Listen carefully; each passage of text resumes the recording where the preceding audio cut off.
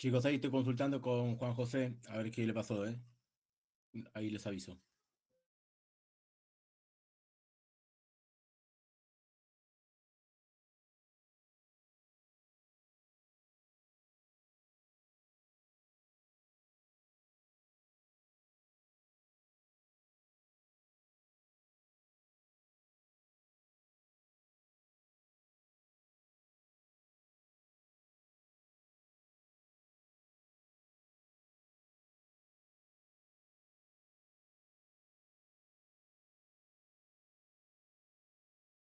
300 pesos para A y 1000 pesos para B. El costo de compra de A es de 3 pesos la unidad y el de B es de 5 pesos la unidad.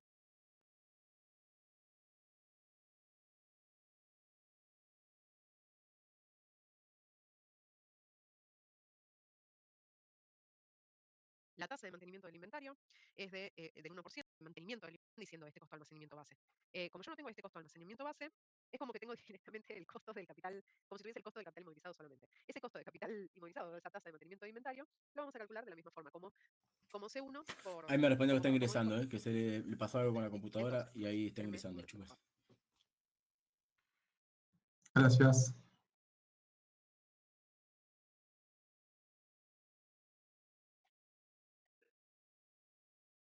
Entonces va a ser 3, ya lo vamos calculando, 3 por 0,01.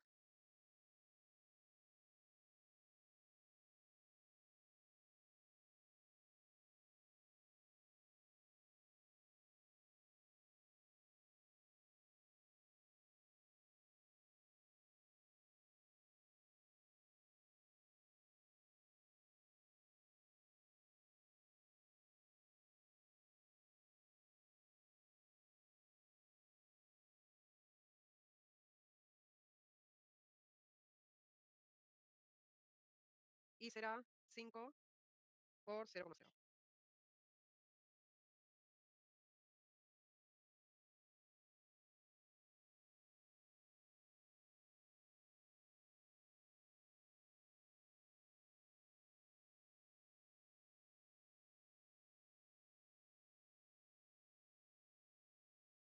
Bien, entonces, em, y me dicen que la superficie unitaria ocupada es de 0,2, en este caso será litros por unidad, y 0,10 litros por unidad. Ahora, muy bien, lo primero que vamos a hacer, para no, para no entrar en, digamos, para no complicarnos la existencia, vamos a suponer que la tasa de Lagrangiano es cero. O sea, vamos a suponer que estamos en condiciones normales, ¿sí? Entonces, en condiciones normales vamos a ver cuánto debería ser el lote óptimo de A y cuánto debería ser el lote óptimo de B.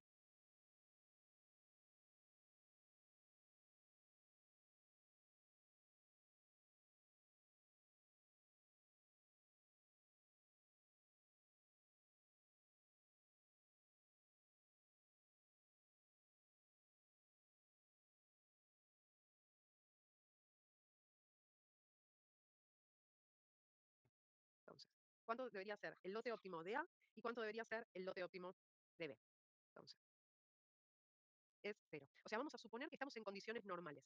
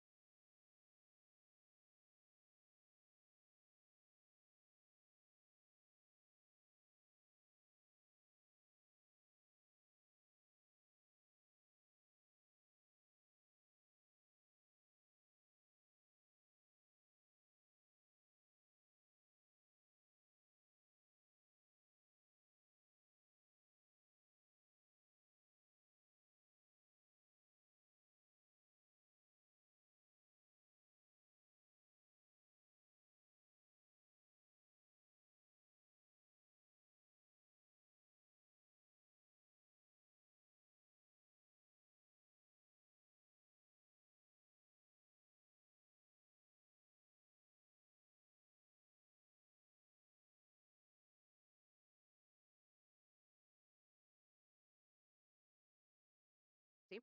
Entonces, en condiciones normales vamos a ver cuánto debería ser el lote óptimo de A y cuánto debería ser el lote óptimo de B. Entonces, esto nos daría que es la raíz de 2 por 300 por 2000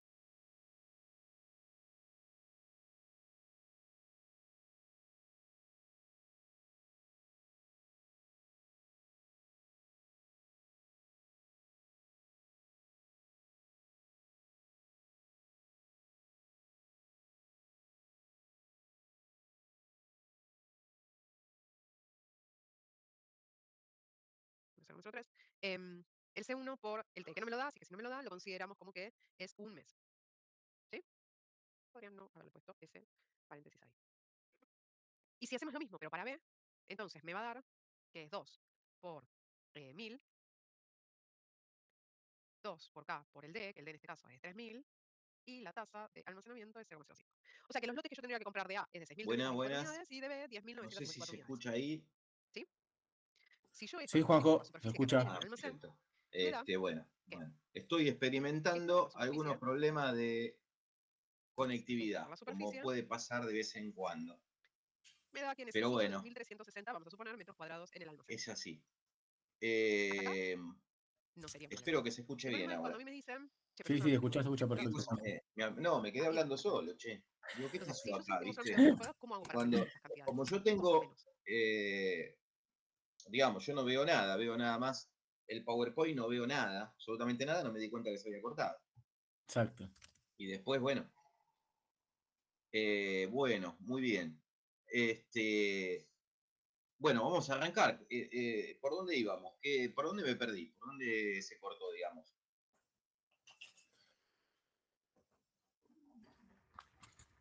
En la determinación de la segunda estructura financiera, me parece.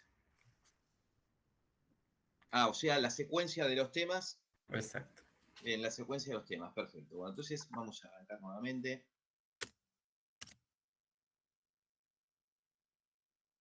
A ver. Ahí está.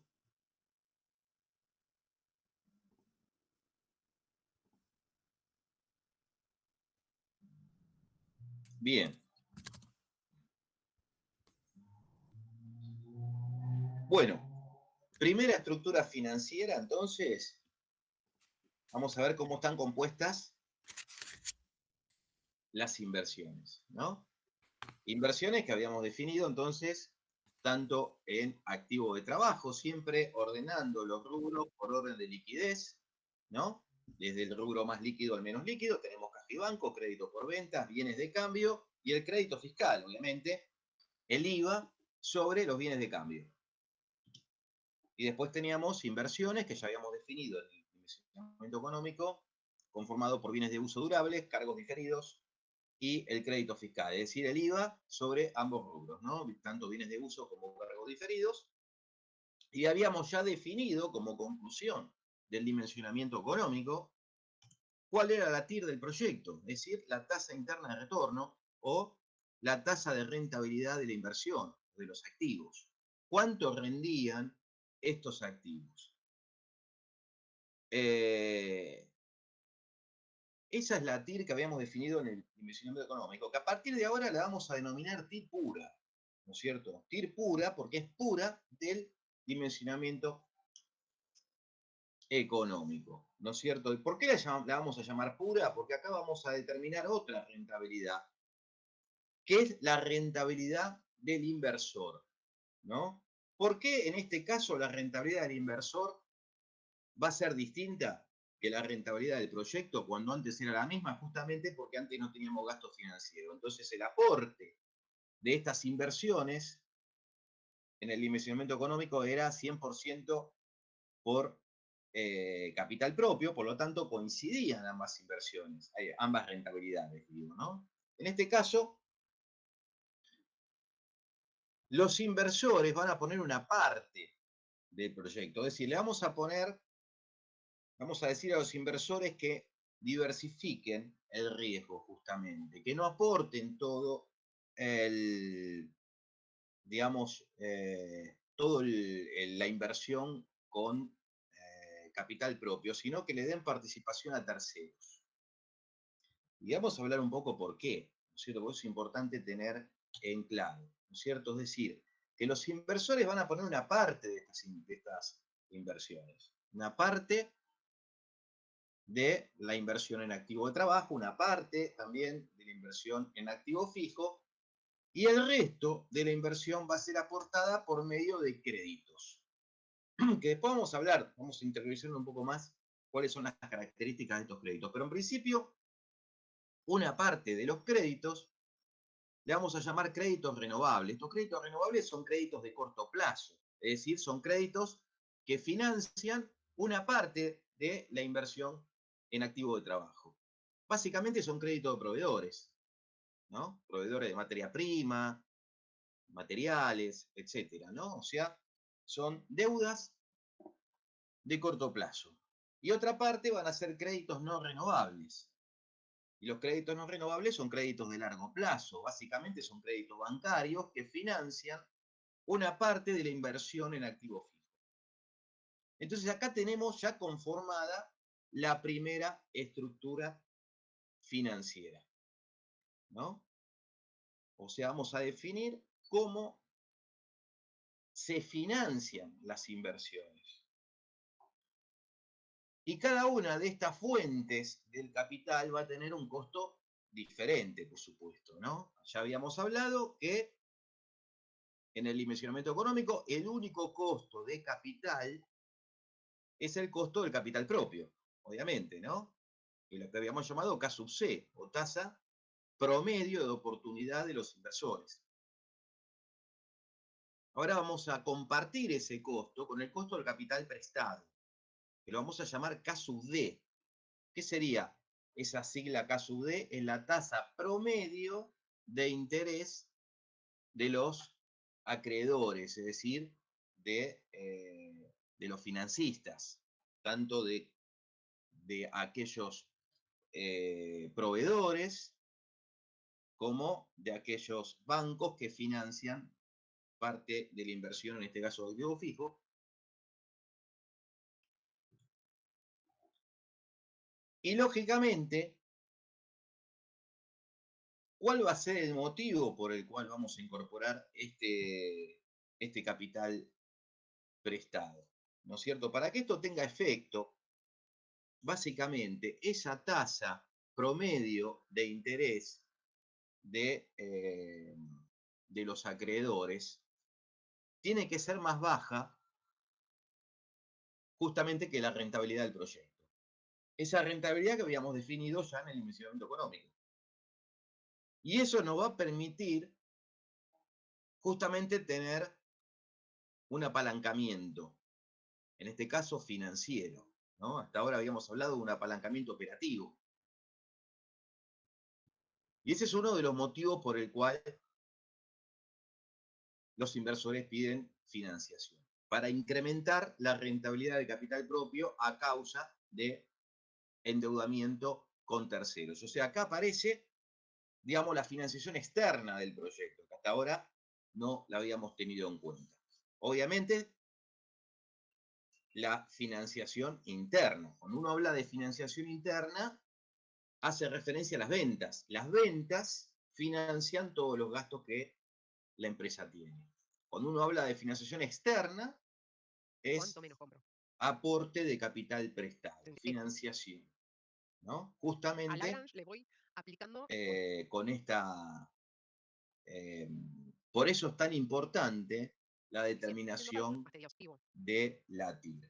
A ¿No ver, es Rafael, cierto? mira, Ya no habíamos vale, hablado sino que en el debería. dimensionamiento económico No, no, no, pero- que el proyecto era viable Vamos a en probar eso mismo, pero entonces principio, con valores negativos. Si nosotros lo condición probamos con valores necesaria, pero no suficiente para la aprobación del proyecto, que la tasa de oportunidad del aporte del capital que ponen los inversores tiene que ser menor a la tasa de rentabilidad del proyecto, no, este lógicamente, valor ¿no? está Para bien, que los pero inversores estamos bajas. Lo más obtengan posible. ese beneficio normal Entonces, y además normalmente, obtengan un beneficio multiplico extraordinario, por la superficie que requieren en el ¿no? almacén, O sea, la me da tasa ¿qué? de interna de retorno, la tasa de rentabilidad del proyecto tiene que ser superior justamente a la tasa mínima de rentabilidad pretendida por los mismos. Bueno, y en el caso del aporte de capital prestado, exactamente lo mismo. O sea, la tasa de rentabilidad del proyecto tiene que ser superior a la tasa de interés promedio que cobran los acreedores, ¿no? De esa manera, si esa tasa es superior, ¿qué pasaría? El proyecto le paga el interés pretendido a los acreedores, pero como estaría pagando más, es decir, porque la TIR es mayor, que esa tasa K sub D, la diferencia sería para los accionistas, o sea, para los inversores, incrementando su rentabilidad. Ese es el apalancamiento financiero, básicamente, ¿no? O sea, los inversores no solamente van a tener como rentabilidad la propia TIR, sino también la diferencia entre la TIR y la tasa K sub D, ¿no? Y de esta manera ganan, obviamente, los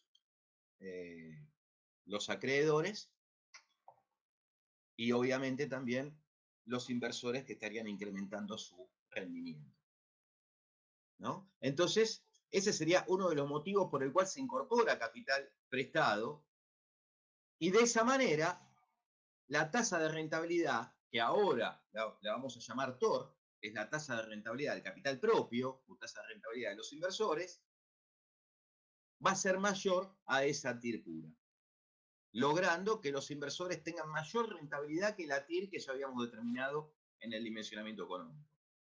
Gracias a haber pedido capital prestado, pero cuyo costo es menor al rendimiento del proyecto, ¿no? Y otra cosa importante que vamos a determinar es la tasa promedio ponderada de costo de capital de la empresa, ¿no?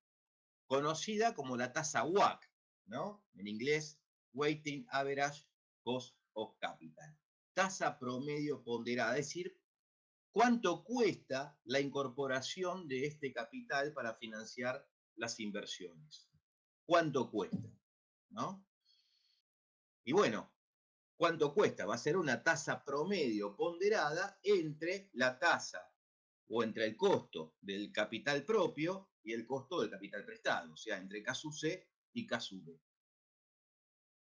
Y eso es importante tener en cuenta porque cuando nosotros concluyamos y vayamos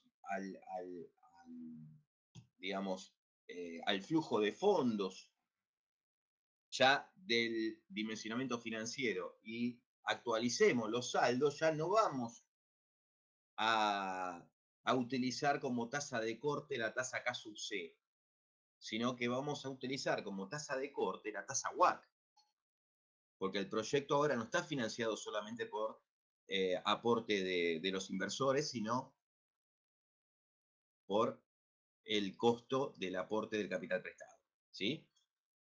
Entonces, va a ser necesario que calculemos la tasa WACC. Así que esto sería básicamente la primera estructura financiera. Por lo tanto, vamos a recordar un poco cuáles son las ventajas y cuáles son las desventajas. En este caso, podríamos decir como habíamos hablado en el dimensionamiento económico, del aporte de capital propio. ¿Tiene alguna ventaja incorporar capital propio, como hicimos en el dimensionamiento económico? Es decir, que el 100% de las inversiones sean aportado por capital propio. Podríamos mencionar algunas ventajas, pero también podríamos mencionar ciertas desventajas que tiene. ¿Cuál sería una ventaja de incorporar capital propio? Menor riesgo. Justamente, esa sería una de las principales, pero no menor riesgo. Eso sería una desventaja, podríamos decir, ¿no? Porque sería mayor riesgo, en todo caso.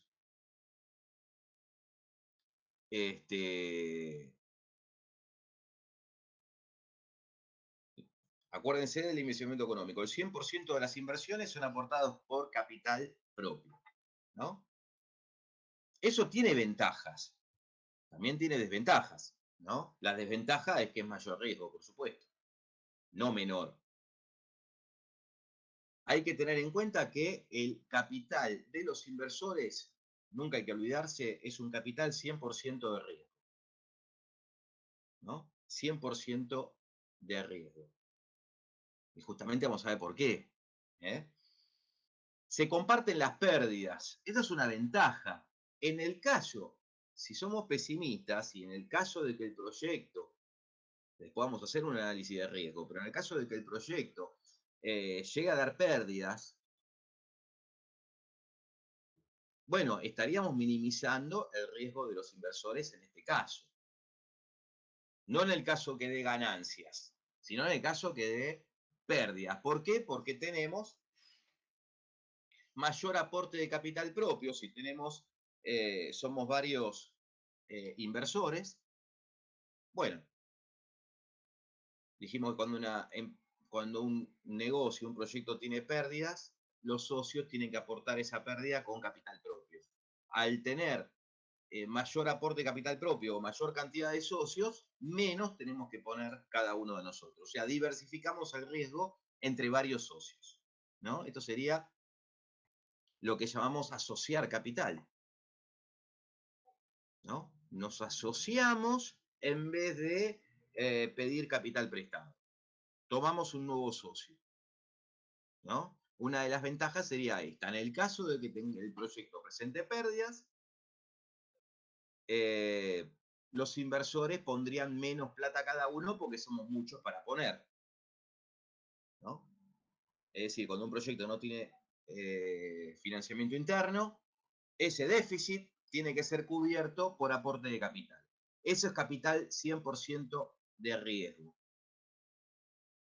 ¿no? Ese es el riesgo que corren los inversores. Cuando hay ganancias, todo muy lindo, retiramos las ganancias, pero cuando hay pérdidas tenemos que aportar esa pérdida con capital propio. Por otro lado, una ventaja que tenemos es Entonces, que, a diferencia de pedir capital prestado, si alarga. en vez de pedir capital prestado nos asociamos con Entonces, otros ¿cómo para ver inversores, eso? se deja libre la capacidad de endeudamiento del proyecto. ¿Qué significa esto? ¿Por qué digo que se deja libre la capacidad de endeudamiento? Porque a medida que el proyecto va tomando crédito, vamos teniendo menos capacidad de endeudarnos. Y cuando digo menos capacidad de endeudarnos, me refiero a un costo determinado. Porque acá lo más importante, cuando uno habla de, digamos, de financiamientos, si el financiamiento es bueno o es malo, depende del costo, ¿no? Si el costo es alto, no me conviene endeudarme. Si el costo es bajo, sí me conviene endeudarme, ¿no? Entonces, si en la medida que vamos teniendo, vamos tomando diferentes créditos y nos vamos endeudando, es decir, nuestro índice de endeudamiento va creciendo, cada vez el costo de ese endeudamiento va siendo más alto. ¿Por qué? Porque es más riesgoso, ¿no? Los acreedores van a decir, bueno, vos ya tenés un nivel de endeudamiento importante, yo te puedo prestar, pero el costo de ese endeudamiento, es decir, la tasa de interés que te voy a cobrar va a ser relativamente alta. No voy a cobrar lo mismo a una empresa que tiene bajo endeudamiento que una empresa que tiene alto endeudamiento. Por lo tanto, si no tomamos endeudamiento ahora, por el contrario, asociamos capital, entonces dejamos libre la capacidad de endeudamiento futuro, ¿no? A tasas relativamente bajas que nos convengan. Y por otra parte, lo que también se deja libre, en el caso de no endeudarnos, es la disponibilidad de los bienes de activo fijo, me refiero, a los bienes de uso durables. Libre disponibilidad, ¿por qué? Porque no están dados como garantía, ¿no? Hay que recordar que cuando uno pide un crédito hay que dejar garantías a los acreedores, ¿no? Esos bienes que estamos financiando quedan, digamos, dados como garantías. Básicamente son garantías reales, es decir, garantías sobre bienes, que pueden ser bienes muebles, bienes inmuebles. Y por lo tanto esos bienes no es que quedan inmovilizados, no es que no se pueden vender, pero es más complicado. No es lo mismo vender un bien que está prendado, que está hipotecado, que un bien que está libre de deuda, ¿no es cierto? Entonces, y acá aparece una de las ahora sí, grandes a 0,03 diferencias. le vamos a Y restar hablamos siempre 2 de por el riesgo de los inversores. Los inversores cuando se asocian no tienen ninguna garantía sobre el capital que están poniendo, a diferencia del capital prestado, ¿no? Los prestamistas, es decir, los financistas o los proveedores, toman garantías sobre el capital que están prestando. Por eso no podemos decir que el capital prestado no sea riesgoso. Sí que es riesgoso, pero sí también hay que tener en cuenta que ese riesgo que toman los financistas es menor al riesgo de los inversores, porque por lo menos tienen garantías. Los socios no tienen garantías. Entonces, si nos asociamos con otros inversores, no estamos dejando como garantía los bienes. Esos bienes quedan de libre disponibilidad. Por otra parte, se preserva el rendimiento del capital propio. Y acá estamos hablando en épocas recesivas. No puedo sacar una raíz cuadrada de Es decir, en épocas recesivas siempre es conveniente tomar, o sea, si yo no o me meto mejor en números dicho, complejos, asociar esta raíz no la capital voy a poder sacar. en lugar de pedir ¿Me explico? créditos. En este caso está bien que negativo. ¿Por qué es Como este valor conveniente es tomar negativo, créditos, entonces o el no es agregador ya conveniente, ahí nos mejor tiene que dicho, hacer en este ruido, caso, y ya sabemos que no deberíamos tomar ir por un valor créditos en positivo, sino épocas que de deberíamos probar con agregaciones recesión? negativos? ¿Sí? ¿Se entiende? Porque tienen intereses muy altos. Ustedes me frenan, ¿eh? Si hay una duda, vos decime. Claro, en épocas recesivas Esto, obviamente, por las tasas de interés son más altas. eso. Entonces, lógicamente, es más ¿No barato entiendo? tomar, o sea, suelen ser más bajas las Ok. tasas de Vamos a aplicar las mismas eh, fórmulas. mínimas pretendidas por los inversores que las tasas de interés Vamos a probar esto mismo. de los prestamistas. O sea, las tasas son altas. Y el riesgo de pagar ese interés tan alto también hay que tenerlo en cuenta. Porque hay que tener en cuenta que en épocas recesivas no solamente las tasas de interés son altas, sino que las ventas suelen bajar. ¿Puede ser como esté pasando ahora, profe? ¿Eso? ¿Un poco? Exactamente. Claro, ¿estamos en una época recesiva o estamos en una época, digamos, de reactivación? Y todavía un poco recesiva. Estamos queriendo salir, como siempre, de la época recesiva, pero estamos atrapados en la recesión, todavía no despegamos. ¿No? Estamos queriendo, pero no estamos despegando. Las tasas son altas siempre en épocas recesivas y al mismo tiempo se vende menos. Entonces, imagínate qué pasaría si una empresa se endeuda en una época recesiva. Está pagando una tasa muy alta, es decir, el gasto financiero que tiene que afrontar es alto, y al mismo tiempo lo tiene que Es un afrontar posible de con mío. un nivel de ventas más bajo. Lo que eso traería aparejado que rápidamente estemos en riesgo de tener pérdidas. Es decir, que ni siquiera las ventas cubra el gasto financiero, que es lo que debería pasar. Si yo me endeudo, el gasto financiero no lo quiero pagar yo como inversor. Quiero que lo paguen las ventas. Las ventas tienen que cubrir todos los A este gastos número, porque yo sé que ya me estoy y a excediendo. su vez dejarme un Entonces, a mí lo que me beneficio. conviene Ahora, si las ventas es no cubren mi gasto, no, ese déficit lo tengo que aportar con capital propio, capital, de nuevo, ¿no? Capital de riesgo, ¿no? Por eso, en épocas recesivas, nunca es conveniente pedir capital prestado, sino lo contrario. Si estamos hablando de incorporar capital para invertir, y bueno, esa incorporación tiene que ser por medio de capital propio, o sea, asociarme con otra gente, no con otros inversores. Por lo tanto, esta es una cuestión a tener en cuenta. Pero también tenemos desventajas, ¿no? ¿Qué desventajas podemos tener? Bueno, lo que nombramos como ventaja, si lo miramos del otro lado, también podríamos decir que son desventajas, ¿no? Y la ventaja de incorporar capital propio, a su vez es una desventaja de pedir crédito. O sea, está todo ligado. Pero bueno, ¿cuál sería la desventaja de incorporar capital propio en la empresa? O sea, de el financiamiento con capital propio.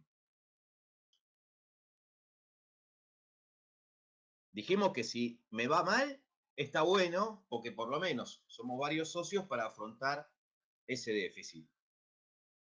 Ahora, si hay ganancia, ¿qué pasa? Y ahí no está bueno repartir, ¿no? Está bueno repartir la pérdida para poner menos plata, pero lo que no está bueno es cuando hay ganancias, tengo que repartir los dividendos entre más socios.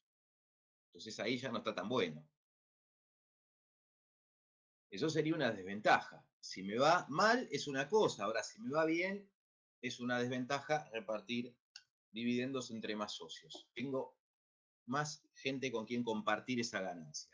Otra desventaja que tenemos, y que está ligado con lo que hablamos recién, ¿no? Dicho de otra forma, el costo de capital propio, es decir, la tasa de oportunidad de los accionistas, La fórmula, no ¿sí? se deduce de impuesto a las ¿Acabamos bien? ganancias. Y justamente ¿Se esto entendió? tiene que ver con el ahorro impositivo, que a su vez es una de las ¿Alguna principales duda con este modelo? ventajas que tiene tomar capital propio, ¿no? Perdón, tomar capital prestado, quiero decir. O sea, la ventaja del crédito es el ahorro impositivo. Yo tomo crédito y ese gasto financiero, el Estado me permite, mejor dicho, que el gasto financiero, que es la retribución de otro de los factores productivos, que es el factor capital, el interés que se paga, el costo de ese factor productivo lo deduzca de ganancias, ¿no? Como yo les decía antes, vamos a tener un gasto financiero, lo que va a aumentar el costo. Y al aumentar el costo va a bajar la utilidad que habíamos determinado en el dimensionamiento económico. Costo económico de pedidos es la mejor. Pero eso Y tiene la una última parte que nos queda, la ventaja, más orientada al que debate, baje la son 6 utilidad. puntos. ¿Por qué? Porque voy a Entonces, pagar a mí lo que menos me conviene, impuesto a las ganancias. Porque ahora voy a pagar un abajo el 35% número, probemos con sobre una utilidad que menos está 3 o 5, disminuida por el gasto vayan financiero. achicando el número hasta que lleguemos a un valor Ese es lo el más ahorro cercano posible impositivo. a Ahora, los 2000, ¿sí? si no estamos tomando Repito, capital con prestado, estamos hacerlo a mano en asociando calculadora, capaz capital, es un poco más tedioso, el en el Excel costo extendemos del la fórmula, capital ¿sí? propio no se ¿Hasta acá vamos deduce de bien? impuesto a las ¿Se entendió? ganancias. Por eso decimos que es castigado ¿Alguna duda con este impositivamente, modelo? ¿no? El Estado no me permite que incorpore Probablemente el surjan costo del capital Con más. propio, es Sí, decir, el sí, más beneficio adelante aparece. normal, No se preocupen que hoy, la semana que como viene es un feriado, costo es el más, día de la UTN. Así que la semana que viene no tenemos deduciéndolo clase. de ganancias. Así que hoy Por voy lo a estar tanto, eso sería habilitándoles una no solamente desventaja, el repaso teórico, sino que también les ¿no? voy a estar Asociar habilitando una guía capital. práctica. O sea que ya van a poder Por hacer otra clases de ejercicios. parte, Fíjense que los tres modelos, no tanto el solamente modelo se básico comparten con las stock de ganancias, seguridad, es decir, los con dividendos, restricción de precio y restricción también de se volumen, digamos, comparte tres modelos decisiones. Yo grandes, diría que esta es se basan todos en el una básico. de ¿Sí? Lo que las pasa es que en el de restricción de precio vamos a tener que tener en cuenta ciertas desventajas más cuestiones, como por ejemplo los importantes intervalos, también, y en el ¿eh? de restricción de volumen tendremos que tener en cuenta el Cuanto tamaño más y la socios duración. hayan, ¿Sí? más, Pero sacando eso, o sea, los dos, todo se desprende del básico. ¿Sí? más difícil es ponerse de Bien. acuerdo Así que nada, en ustedes tomar practiquen, hagan ejercicios y decisiones van a en la ver que empresa, no van a tener problemas. ¿no? ¿Hasta acá vamos bien? En configurar un plan de acción, fijar objetivos, Sí, venimos bien. ¿no? Hay que Ok, bueno, mis compartir estimados. Entonces, las antes de terminar la decisiones clase, entre les voy a más contar un poco sobre el trabajo práctico. socios, El trabajo práctico, yo ya ¿no? les había comentado un Que poco el año nuevamente, a cómo trabajamos entre diferencia todos. Ya se los había de comentado que no tenían ganas de hacer un trabajo práctico la como incorporación de capital los que veníamos prestado, haciendo los en otros años y como los que acreedores se vienen haciendo, digamos, en términos generales a lo largo de los años. no Quería toman hacer algo como un poco decisiones más en la distinto. empresa. Entonces, este O sea, trabajo ahí se práctico va a tener un mantiene enfoque libre la distinto. libertad de acción Va a tener, de los propios en términos generales, inversores. vamos a Ahora, seguir si trabajando yo con los 9 grupos incorporo que ya capital trabajamos en el primer propio, cuatrimestre. Y lo que vamos a hacer es, asociando a cada grupo capital, vamos a tengo asignarles que, un inventario. ¿Sí? Lo vamos a asignar ahora por sorteo. Listo, quédense, igual digamos, después se lo menciono. compartir Pero entonces no las vamos a asignar por decisiones sorteo. empresariales. O sea, O sea, no vamos a ya implementar pierdo el lo que es el modelo control, básico, el digamos, y modelo ponerse de con restricción acuerdo en la de precio ni de decisión volumen, a veces no bueno, es ya algo profundizamos en clase. Pero sí nos vamos a meter con otros modelos. Por ejemplo, tan vamos a sencillo, meternos ¿no? con just in time, sí nos vamos a meter con más en detalle con el stock de seguridad, nos vamos a meter con modelos heurísticos, con modelos de Y por lo simulación, en tanto, en C. Bueno, épocas de ya ahora lo van a reactivación ver a medida que les vaya económica, pasando los grupos. porque Entonces, cada habíamos grupo, la dicho idea es que que cada era grupo una investigue ventaja ya en en épocas profundidad el modelo recesivas asignado. Cuando tomar hablo de capital investigue propio, en claro. profundidad el modelo asignado, Pero en épocas de reactivación lo digo investigue. O económica sea, no se queden con lo que dice ya ChatGPT, deja no de se ser queden una con lo que dice ventaja, Copilot sino que o se otros convierte en que una estén, otras desventaja, inteligencias artificiales que puedan llegar a usar. No ¿no? se queden con lo que ¿Por diga un qué? libro. Porque se va a Investiguen producir esto. menor rendimiento del capital propio. O sea, no me apalanco, ¿no? En época de reactivación económica, al revés de lo que habíamos hablado. En época de reactivación económica, cuando la economía despega, las tasas de interés bajan. Se reactiva la economía, las tasas de interés suelen ser más bajas. Incluso me sale más barato el costo del capital prestado que el costo del capital propio. O sea, es más barato incorporar capital prestado que capital propio y a su vez tengo mayores ventas para financiar ese gasto financiero. Lo que hace que el rendimiento del capital propio sea mayor. O sea, no conviene en época de reactivación asociar capital, una palabra, ¿no? Ahora, vamos a la otra parte, a la contraparte, financiación externa, ¿no? Financiación por medio de créditos, tanto renovables como no renovables.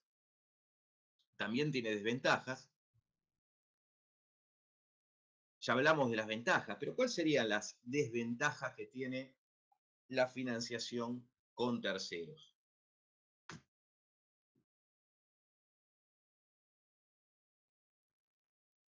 Aumentan los costos porque tenés costos financieros. Claro, exactamente. Básicamente, esa es una de las ventajas principales. O sea, el costo de ese capital es un costo, digamos, obligatorio. Tengo que pagar un gasto financiero, el gasto financiero lo tengo que pagar igual, por más que tenga ganancias o que tenga pérdidas, ¿no? Se minimiza la capacidad crediticia del proyecto, ¿no? A diferencia, bueno, lo mismo que habíamos dicho anteriormente, si yo asocio capital en épocas, asocio capital, digamos, tengo mayor capacidad de endeudamiento. Acá al revés, a medida que estoy tomando endeudamiento, estoy, digamos, perdiendo capacidad de crédito a futuro. O sea, si tomo ahora, difícilmente pueda volver a tomar más adelante, ¿no? La tasa de interés dirigida por los acreedores genera una carga fija que debe pagarse obligatoriamente aunque el proyecto no genere utilidades, ¿no? Efectivamente, como les decía recién, ¿qué significa obligatoriamente? Yo no puedo decirle a los acreedores, no, mira, no te voy a pagar el gasto financiero, o sea, no te voy a pagar el interés por el capital que te pedí prestado porque no tengo ventas, ¿no? O sea, bajaron las ventas y por lo tanto tengo pérdidas. O sea, las ventas no me llegan a absorber la totalidad de los gastos. Así que ahí es donde los acreedores dicen, no me interesa, yo lo lamento mucho, pero me tenés que pagar igual. No solamente a los acreedores, sino tengo que pagar igual los sueldos, tengo que pagar igual el alquiler, tengo que pagar igual los impuestos, tengo que pagar igual, básicamente todos los gastos son obligatorios. Bueno, el gasto financiero es un gasto más que es obligatorio. Por eso, ese pasivo que genera el capital prestado, es decir, esa estructura financiera, esos pasivos son pasivos, se le denominan exigibles. Exigibles, o sea, obligatorios. ¿Qué pasa si no pago los intereses pretendidos? Bueno, justamente los acreedores me ejecutan los bienes, justamente que están dando como... Ahí es donde aparece el menor riesgo que tiene respecto a los socios. Los bancos tienen menor riesgo, si bien lo tienen, no hay que perder de vista eso, y justamente porque tienen riesgo, obviamente, están poniendo plata, están prestando dinero, están arriesgando también, pero se están cubriendo con garantías, por un lado. Si la empresa no paga ese gasto financiero, si no paga el interés pretendido por el acreedor, entonces me ejecutan la garantía para cobrarse, lógicamente, esos intereses. Y por otro lado, si la empresa anda mal y tiene pérdida, obviamente los acreedores no ponen dinero para financiar el déficit. Justamente, no importa. O sea, los socios tienen que cubrir los costos tanto operativos como los costos no operativos, que justamente es el gasto financiero.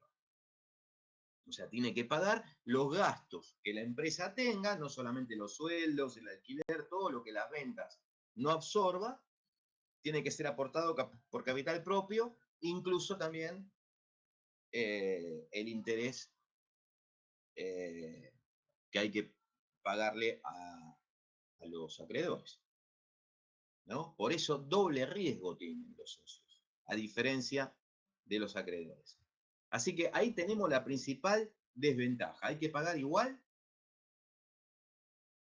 Y por eso justamente los socios, es decir, el patrimonio neto de la empresa,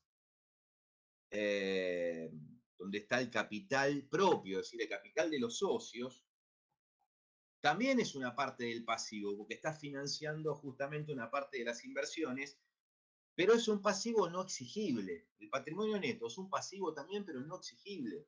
¿Por qué no exigible? Porque los socios aportan capital a cambio no de recibir una tasa de interés como los acreedores, sino a cambio de obtener un beneficio. Como todos ponemos dinero para realizar una inversión, es porque queremos ganar plata. Ahora, esa ganancia no es obligatoria.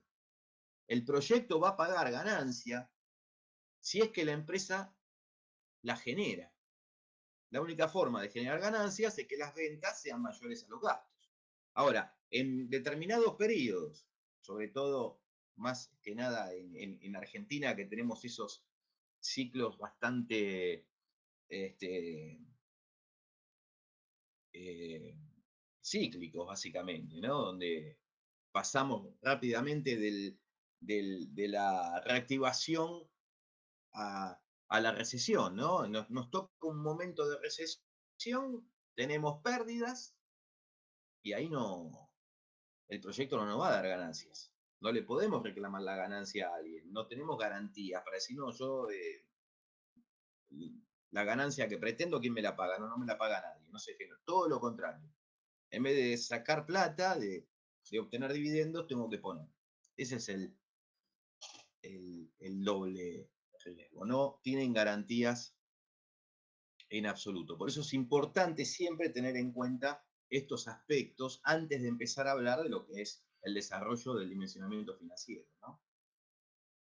Por otra parte, dificultad de realización de los bienes de activos fijos afectados como garantía. Esto es importante, tiene que ver con lo que decía anteriormente, dado que si yo estoy tomando deuda, estoy tomando capital prestado, estoy dejando los bienes dados como garantía. Entonces, ¿qué significa dificultad de realización? Dificultad de venta, dificultad para vender. Yo quiero vender un activo por el valor residual que tiene, porque lo quiero renovar o porque me estoy achicando.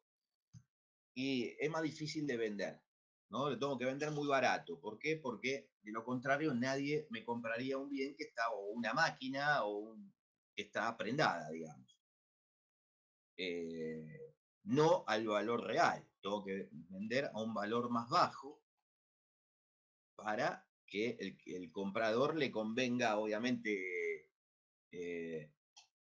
comprarlo, lógicamente, ¿no? Nadie se compraría un bien que está prendado si es que no le conviene, ¿no? Porque tiene que continuar pagando la deuda que se transfiere con ese bien. Entonces, no es que no se pueda vender, pero ya es más complicado. Bueno, y disminución del rendimiento de ese capital propio en épocas recesivas. Dijimos que en épocas recesivas conviene lo contrario, asociar capital y no pedir capital prestado. Yo pido capital prestado en épocas recesivas, no me conviene porque voy a tener una disminución del rendimiento de capital propio.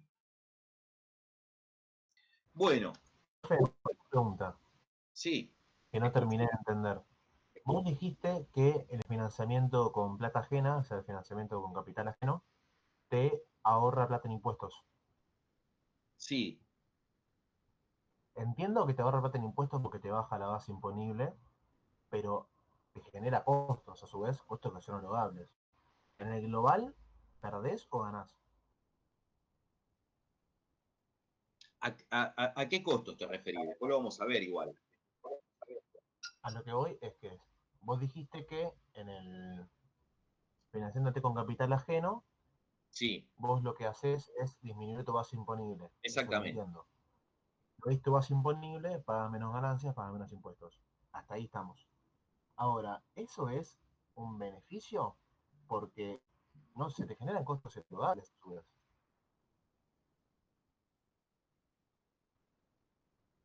Ahí me perdí cuando dijiste costos. Ganas menos plata. A eso. Que te escucho medio bajito, perdón. Yo lo que digo es que siempre genera un beneficio impositivo pedir capital prestado solamente si las ventas lo absorben.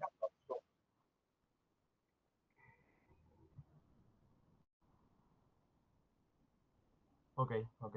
O sea, podemos dar un ejemplo, pero solamente si las ventas lo absorben. ¿Es beneficioso pedir crédito? Y mira, en vez de tomar capital propio, en vez de asociar capital, tomamos capital prestado, me va a convenir, en principio, siempre que las ventas me lo cubran. Y siga teniendo beneficio. Obviamente menor, pero siga teniendo beneficio. El problema se genera cuando las ventas no lo cubren y cuando incorporo el gasto financiero tengo pérdidas. Porque ahí directamente no tengo ahorro impositivo. No tengo ahorro impositivo. O sea, ¿por qué? Porque no pago impuesto a las ganancias. Entonces, hay dos cuestiones importantes referidas al crédito. Por un lado, el ahorro impositivo, que lo voy a tener si las ventas son mayores a los gastos, es decir, que si las ventas me lo absorben, obviamente, ¿no? O sea, tengo que tener un nivel de ventas importante que me cubra el gasto financiero. O sea, el gasto financiero tampoco, si es si me endeudo a un costo muy alto, el gasto financiero va a ser enorme y corro el riesgo de tener pérdidas. Entonces hay que tener cuidado con eso. Y un segundo beneficio que tengo, además del ahorro impositivo, que se puede dar o no, es un incremento de la rentabilidad del inversor. ¿Qué significa un incremento de la rentabilidad? ¿Cómo es la rentabilidad? ¿Qué relaciona la rentabilidad? El beneficio que obtengo en base al aporte de capital. Entonces, eso tiene que ver con la eficiencia económica. Es decir, yo quiero ganar plata. Para ganar plata tengo que invertir, ¿no? Nadie, Claro, y pedir capital te claro, disminuye la emoción, ¿o no? claro, la eficiencia, el principio de, ¿no? Como quien dice, eh, digamos, uno de los principios fundamentales de la economía, que es el principio de eficiencia, básicamente, ¿no? La ley del menor esfuerzo. A ver, yo quiero trabajar poco y ganar mucho. Si vamos a hablar de un negocio, y yo quiero ganar mucho, pero poniendo poco. Para ganar hay que invertir. Es más, yo quiero ganar plata sin poner nada. No, imposible esa opción. Nunca encontré la Entonces, fórmula. todo estaría en el capital que pones de menos si pedís plata respecto a los costos que te genera. O sea, si yo Claro, gano 100 poniendo 20, poniendo 50, mi ROI es peor que si yo gano 80 porque tengo 20 costos financieros, pero puse 25 porque tomé deuda, ¿no? exacto. Pero eso hay que analizarlo, ¿eh? Porque no siempre es beneficioso ni no siempre es malo. Tomar crédito no siempre es malo, ni tampoco siempre es bueno. Depende de la cuestión. Y justamente tiene que ver con el costo. ¿Está bueno tomar crédito? Sí, pero depende de cuánto te cueste. ¿A qué tasa? Esa es la pregunta del millón. ¿A qué tasa? Vos tenés que tomar crédito a una tasa de interés que sea menor al rendimiento de tus activos. Entonces ahí sí te aseguras un incremento de rentabilidad. ¿Por qué? Porque vos estás ganando plata poniendo menos dinero. El resto lo pone un tercero. Entonces yo estoy poniendo menos. Justamente pongo menos riesgo, menos dinero, o sea, estoy arriesgando menos, y eso menos que pongo también tengo que tener en cuenta que lo estoy dejando en otro lado, tengo un rendimiento en otro lugar, o sea, estoy diversificando el riesgo. Yo tengo $1.000.000, no voy a invertir $1.000.000 en un negocio, voy a invertir $1.000.000 en 5 negocios distintos, o en 10, o en 15. Estoy diversificándolo ese riesgo, o sea, estoy poniendo poca plata en cada negocio, ¿no? Porque de esa manera minimizo el riesgo. Entonces, yo quiero ganar plata poniendo poco, pero es cierto también que el beneficio que voy a tener a mayor endeudamiento, obviamente, mayor gasto financiero y me va a caer el beneficio. Hay que ver en cuánto cae el beneficio y eso es lo que hay que evaluar. ¿Cuánto cae ese beneficio respecto a la disminución del riesgo?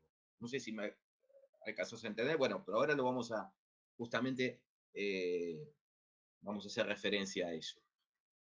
Vamos a hacer un ejemplo para que quede claro. Esto es importante que quede claro para, antes de empezar, porque justamente uno habla del dimensionamiento financiero y dice, pero en definitiva, ¿para qué? Bueno, quiero que queden claro el para qué, digamos, antes de empezar a hablar de, bueno, cómo los pasos a seguir para esta etapa, ¿no?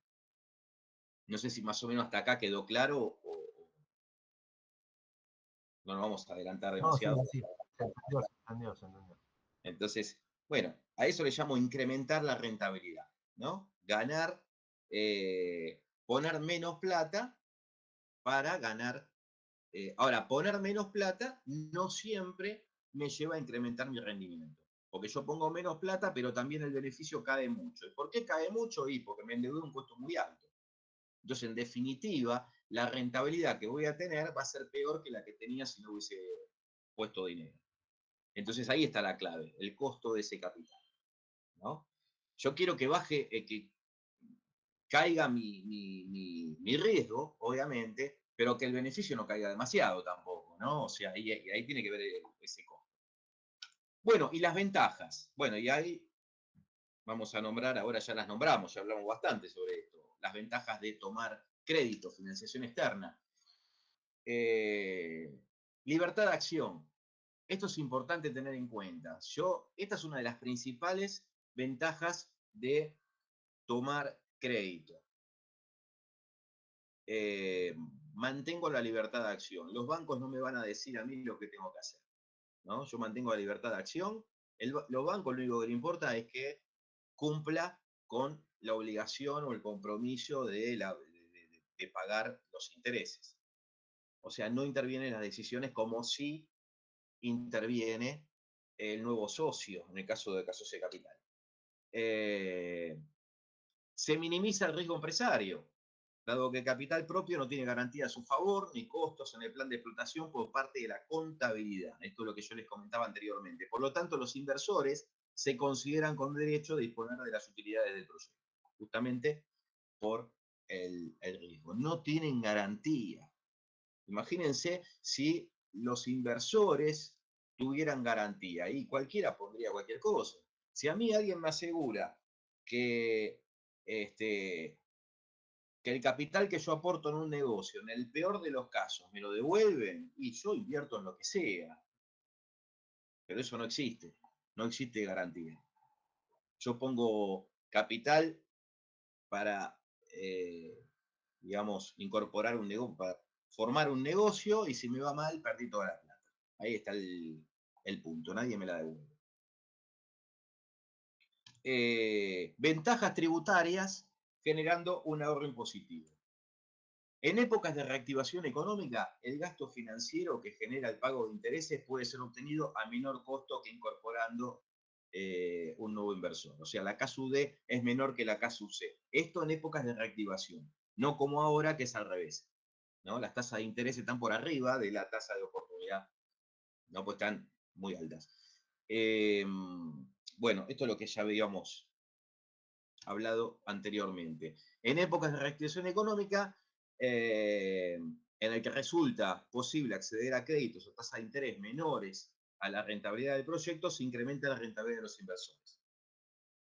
Bien, en resumen, se produce un efecto leverage o factor de apalancamiento financiero favorable. ¿Qué significa eso? La tasa de rentabilidad del capital propio va a ser mayor a la tasa de rentabilidad de la inversión o de los activos del proyecto. Y ese sería, digamos, uno de los fundamentos. Entonces, efecto palanca positivo por un lado y ahorro impositivo por el otro. Las dos principales ventajas de pedir capital prestado, además, por supuesto, de mantener entonces la libertad de acción, como habíamos dicho. Ahorro impositivo tiene que ver con, uno puede medir, ¿cómo medimos el ahorro impositivo? Pues eso también lo vamos a medir, ¿no? Y cómo se mide mediante la tasa real. O sea, tasa real que el proyecto afronta, la tasa real efectiva, ¿no? Que representa el interés que efectivamente afronta el proyecto por el costo de capital obtenido como crédito. Dado que justamente la normativa impositiva permite descargar el gasto financiero del impuesto a las ganancias. ¿Cómo se medía esto? Bueno, esto ya lo conocen, vamos a recordarlo, ¿no?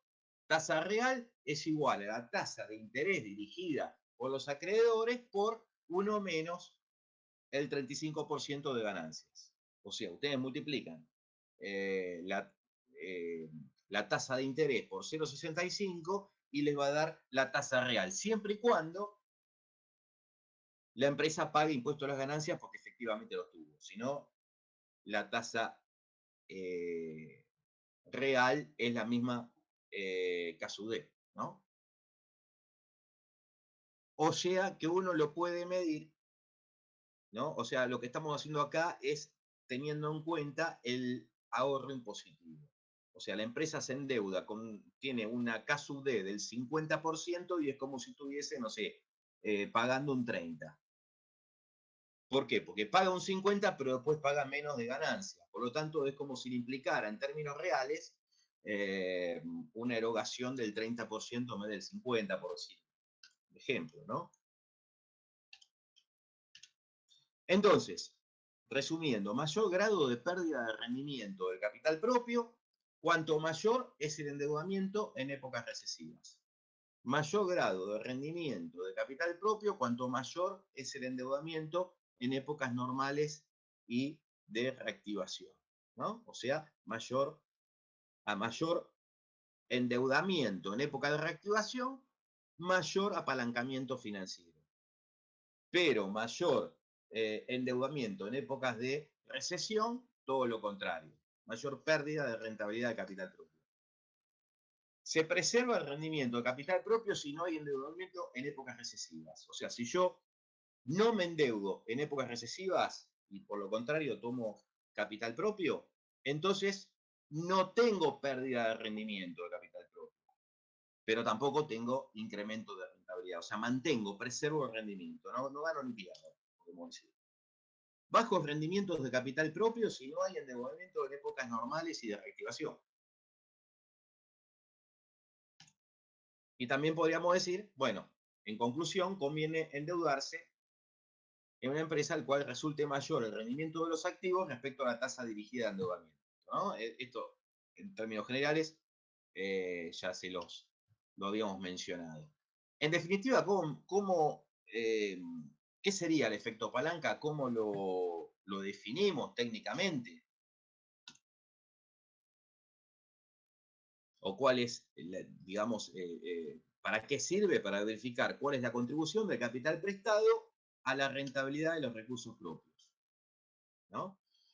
¿Por qué decimos que actúa como un arma de doble filo? No siempre es bueno ni no siempre es malo. Depende justamente, como dijimos antes, del costo del endeudamiento.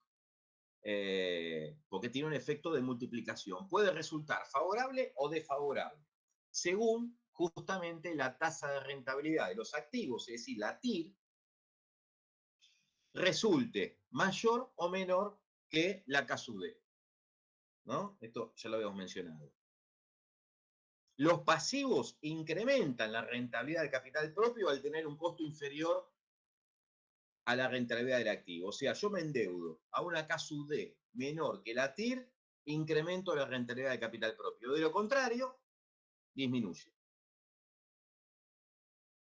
Y esto es lo que vamos a hacer. Este es el principal motivo por el cual vamos a llevar adelante o vamos a incorporar en el proyecto el dimensionamiento financiero, ¿no? Vamos a analizar nuevamente el proyecto, pero ahora sí teniendo en cuenta el efecto de la incorporación del capital prestado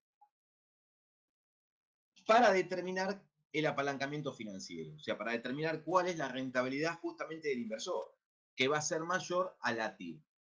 Va a ser mayor a la TIR siempre y cuando suceda esto, ¿no? La TIR sea tan alta que me cubra la tasa de interés de los créditos, ¿no? Entonces, alguno me preguntará, ¿por qué hicimos esta diferenciación? ¿Por qué primero analizamos el proyecto económicamente? ¿Y por qué analizamos en segundo término el proyecto financieramente? ¿Por qué no hicimos directamente todo el proyecto teniendo en cuenta la financiación con terceros? ¿Y cuál sería la respuesta?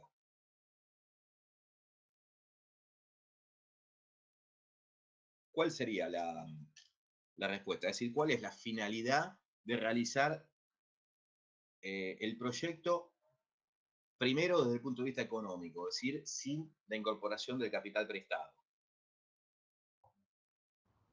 Y supongo que Analizar. para saber si salir a pedirlo. Porque si es el económico y te das cuenta que no es rentable per se, ya no vas a ir a proponerle eso a alguien que querés que te preste plata.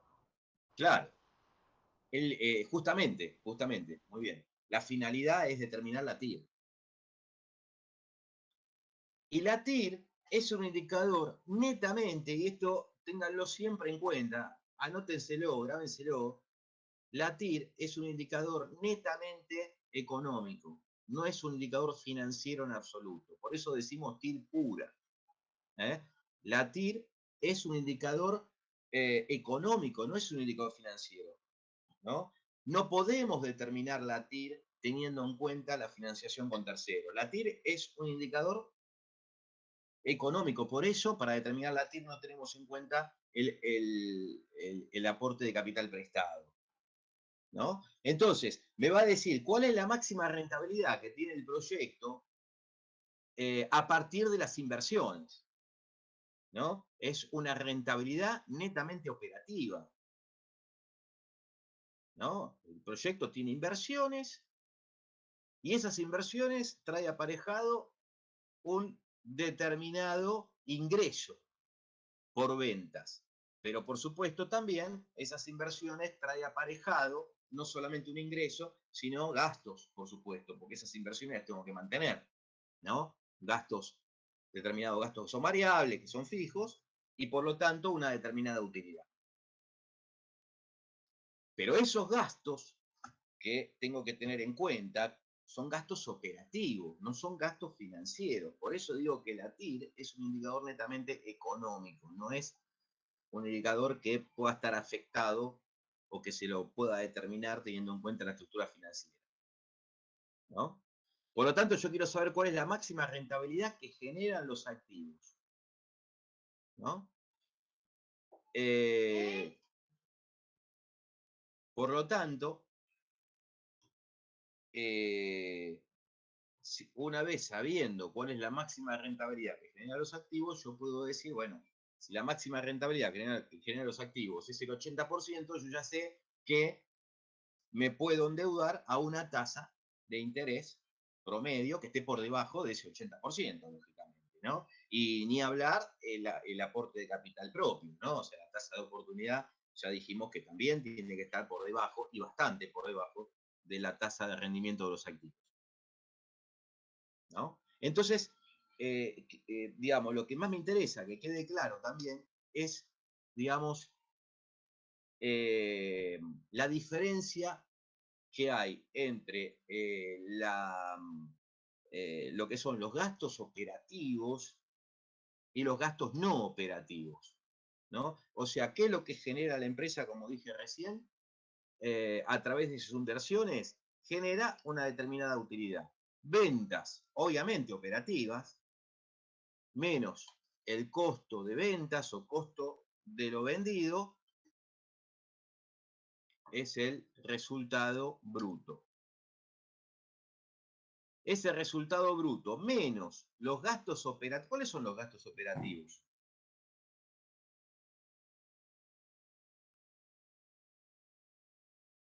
Los gastos operativos son gastos de producción, gastos comerciales y gastos administrativos. Son los gastos que habíamos mencionado en el dimensionamiento económico, ¿no? Son gastos que son necesarios para poder producir y vender, ¿no? O sea, si yo no gasto, no tengo gastos productivos, no tengo gastos comerciales o gastos administrativos, no podría producir, no podría vender, ¿no? En cambio, el gasto financiero, ¿por qué decimos que no es un gasto operativo? Porque el gasto financiero no hace que la empresa venda más o que produzca más. El gasto financiero apunta a otra cosa. El gasto financiero apunta a cómo financio esas inversiones que me van a operar a la empresa, ¿no? Apunta a una cuestión, obviamente, netamente financiera. ¿Cómo lo financio en pos de disminuir mi riesgo. Por lo tanto, tengo que tener presente el resultado operativo, y este resultado operativo es el que tengo que tener en cuenta cuando yo determino la TIR o el ROA. Habíamos dicho que la TIR es el ROA, pero proyectado en el tiempo, ¿no? El ROA, recuerden, rentabilidad de los activos. Ahora, la realidad es que si la empresa está endeudada, lógicamente atiende gastos financieros, disminuye el resultado y tiene un ahorro impositivo. Y por lo tanto, cuando yo determino la rentabilidad de los inversores, que nosotros vamos a llamar TOR, o en una empresa en marcha se denomina ROE, la rentabilidad del capital propio, tengo que tener en cuenta el resultado que genera el negocio, incluido o descontados, obviamente, el gasto financiero y el ahorro impositivo. O sea, ¿cuánto me llevo en definitiva? ¿No? Entonces son distintas utilidades que tengo que tener en cuenta. Por eso, cuando yo calculo la TIR, tenía que determinar el resultado operativo, que es lo que determinábamos en el dimensionamiento económico. ¿No? Resultado operativo o resultado económico, es lo mismo. En cambio, cuando yo determino el ROE, el resultado del ejercicio, estamos hablando del resultado o utilidad del ejercicio, no utilidad económica, ¿no? Obviamente que en el económico la utilidad es la misma, los socios se llevan lo mismo, o sea, se llevan el resultado operativo en definitiva, no había gasto financiero. Bueno, acá tenemos ya dos utilidades distintas, ¿no? ¿Para qué? Para determinar el efecto palanca. ¿Cómo determinábamos el efecto palanca? Bueno, haciendo el cociente entre el ROE y el ROA. El ROE, o sea, la rentabilidad del capital propio, tiene que ser más alto que la rentabilidad de los activos para que el efecto palanca sea favorable. ¿Cómo determinábamos el ROE? Bueno, fíjense cómo hacíamos resultado del ejercicio, como vimos recién, después de ganancias, sobre el aporte de capital propio. La rentabilidad de los inversores sobre la rentabilidad de los activos. Y ahí tenemos en cuenta como riesgo todo el activo, pero ¿qué resultado obtiene el proyecto a través de sus activos? El resultado operativo. No tiene como resultado el resultado del ejercicio. Resultado operativo. La empresa, para poder operar, necesita esos activos, y esos activos me generan un determinado resultado que es el operativo. Y esa es la máxima rentabilidad que genera el proyecto. Obviamente acá estamos haciendo referencia a una empresa en marcha, en términos anuales, digamos, en un periodo determinado. Nosotros lo vamos a analizar en una proyección, ¿no? Cuando hablamos de ROA, en este caso, nosotros hacemos referencia a la TIR, pero conceptualmente es lo mismo. Por lo tanto, cuando el ROE es mayor al ROA, el factor palanca es favorable, ¿no? Si son iguales, me da 1, bueno, ahí, entonces, ¿es conveniente? En realidad no podemos decir que no fue conveniente, también es conveniente que el ROE sea igual a ROA. No necesariamente que sea mayor, si es igual también. Porque hay que tener en cuenta que yo obtuve la misma rentabilidad pero poniendo menos plata. Si yo obtengo la misma rentabilidad poniendo menos plata que poniendo mucha, ahí prefiero la primera opción, poner menos plata. ¿Por qué? Porque estoy generando adicionalmente un rendimiento en paralelo, ¿no? El problema es cuando el ROE es menor al ROA. O sea, el hecho de pedir capital prestado hace que el rendimiento de mi capital sea menor que el de los activos, ¿no? En algunos casos, incluso, hay empresas que tienen un apalancamiento desfavorable y aún así sigue siendo beneficioso.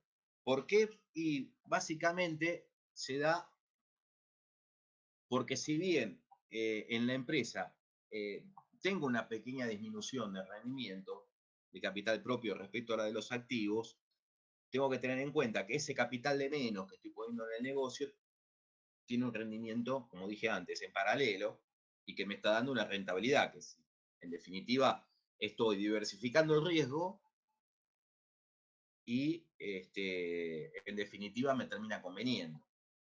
El tema es cuando esa pérdida de rendimiento es muy alta. Entonces, eso es lo que vamos a analizar, ¿sí?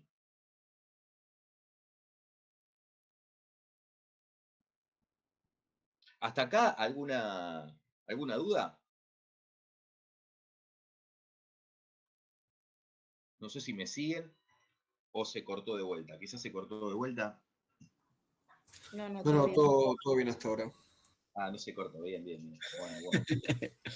Está bien, no. Por la duda, digo, ya pregunto. Igual si se cortaba, no me iban a contestar, así que no sé para qué pregunto si se cortó. Pero bueno, por suerte me contestaron. Bien. Y por último, y vamos al último, la última cuestión, lo que tenemos que determinar que era la WACC. ¿Se acuerdan? La WACC, tasa promedio ponderada de costo de capital de la empresa. ¿Cuánto le cuesta a la empresa o cuánto le cuesta al proyecto incorporar el capital? O sea, el proyecto necesita un determinado monto de inversiones en activos. Una parte es financiado por capital propio y ese capital propio no es gratis, tiene un costo de oportunidad. Y otra parte es incorporado por capital prestado, también a un determinado costo. Y en definitiva, ese costo promedio entre, digamos, entre las dos fuentes de capital es lo que llamamos costo promedio de capital, ¿no? Promedio ponderado, porque esto es función del endeudamiento, ¿no? Ahora, ese costo de oportunidad, esta es una pregunta importante, ¿cómo debería ser el costo de, digamos, del capital prestado, es decir, la tasa K sub D, el costo de los acreedores, respecto al costo del capital propio, es decir, el costo de K sub C, ¿no? El costo del promedio de oportunidad de los accionistas. ¿Cómo debería ser? ¿Está bien decir, ver un proyecto cuya tasa de interés, digamos, promedio sea mayor a la tasa de oportunidad de los accionistas?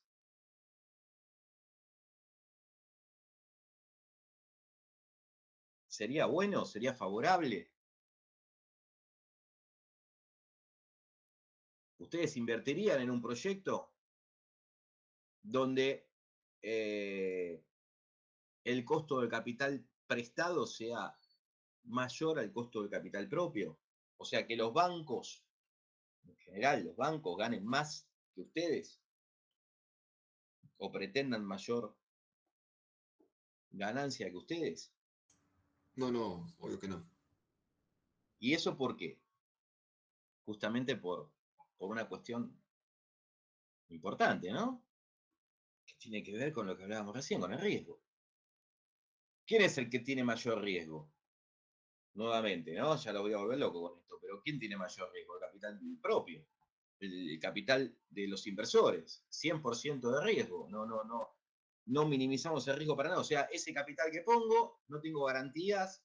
Si el proyecto anda mal y genera pérdidas, tengo que poner el dinero. Si el proyecto no paga el interés, lo tengo que pagar. O sea, 100% de riesgo. Me puedo fundir. Por lo tanto,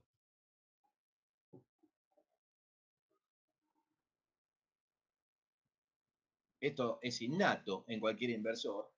¿Cómo era la frase? A mayor riesgo, mayor pretensión. Si yo tengo mayor riesgo, el capital que pongo yo tiene más riesgo que el capital que aportan los terceros, es lógico que mi pretensión sea mayor que la que pretenden, digamos, los acreedores que tienen garantías. Si no, de lo contrario, si yo veo eso, yo no me voy a asociar al proyecto, yo presto en todo caso. Y yo miro eso, digo, che, ustedes se están endeudando, ojo con eso, ¿qué pasa? en muchos proyectos, que no les pasen el proyecto de ustedes, siempre ténganlo en cuenta. Porque si yo veo eso, yo digo, che, yo no me voy a asociar con ustedes, yo si quieren les presto. Yo les puedo prestar plata, pero no me voy a asociar, porque si tengo que ser Gil para asociarme con ustedes, yo les presto porque acá lo que veo es que los acreedores ganan más plata que los mismos accionistas, cuando debería ser totalmente al revés. Entonces, otro factor a tener en cuenta. ¿Cómo determinábamos la tasa promedio ponderada de costo de capital? Es justamente, estamos haciendo una ponderación entre la tasa K sub C y la K sub D. K sub C por el aporte de capital prestado respecto a la inversión. Y la tasa K sub D respecto al endeudamiento. Supóngase que el endeudamiento es del 20%, entonces hago K sub D por el 20% más la K sub C por la contraparte, que sería el 80%. ¿No? Por eso estoy haciendo una ponderación.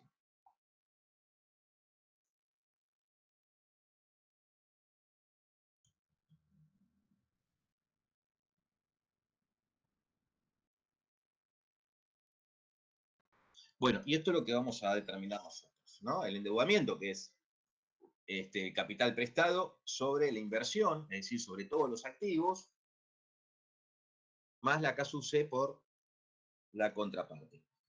Bueno,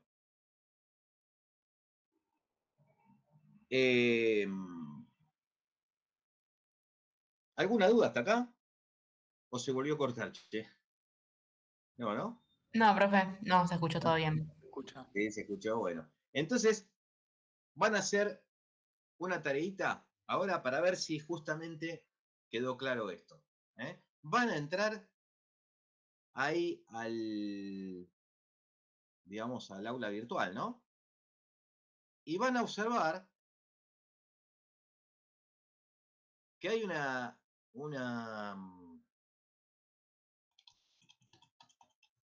un ejercicio que tiene que ver con esto, con el apalancamiento. Es más, dice efecto palanca y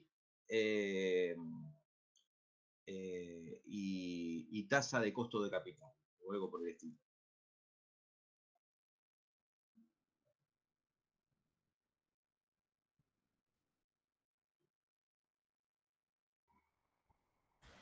Está para entregar, pero no hay nada. Claro, yo veo la entrega, pero no veo. Ah, no bien, veo bien, el bien, pro- bien, bien. Un segundo. Sí, sí, sí.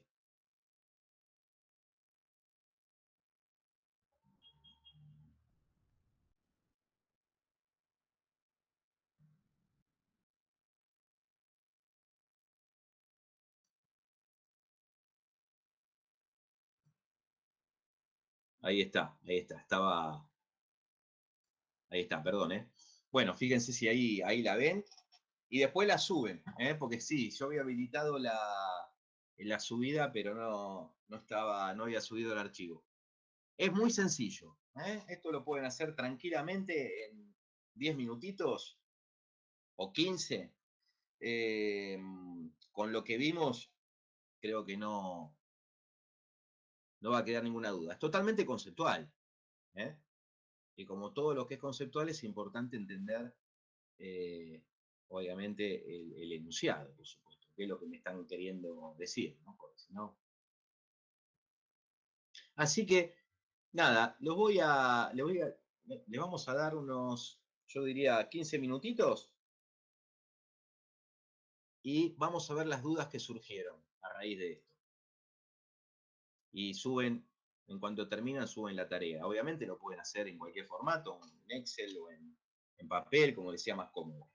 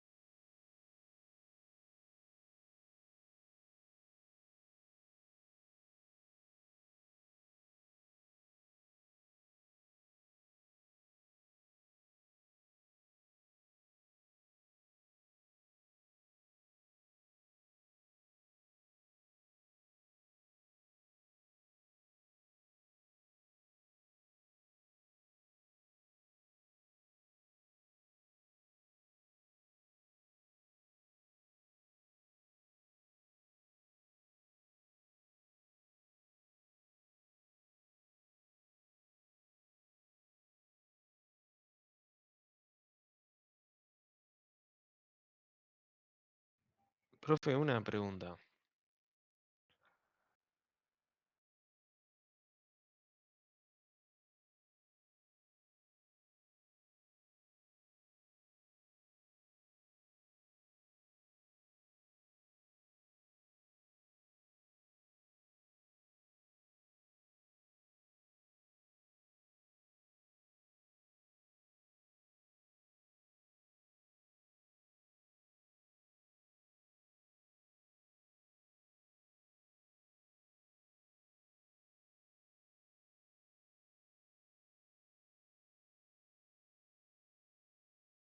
¿Está ahí, profe?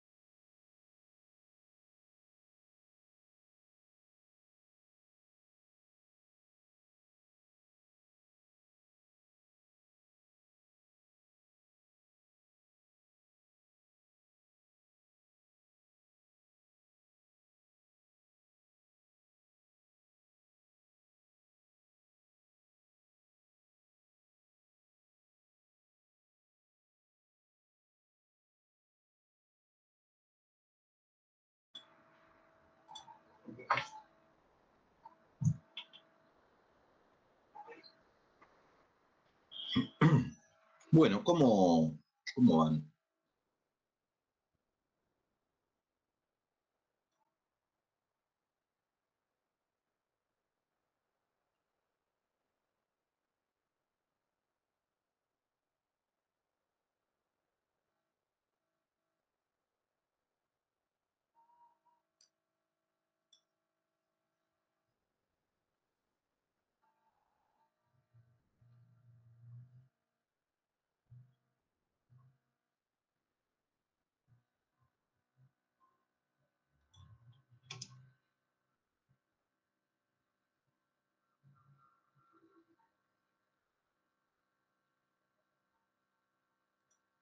Bueno, ¿necesitan más tiempo o ya pudieron? ¿Les resultó complicado?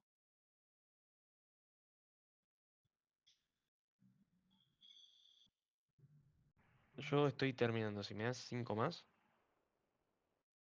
Bien. Bueno, cinco más. Dale.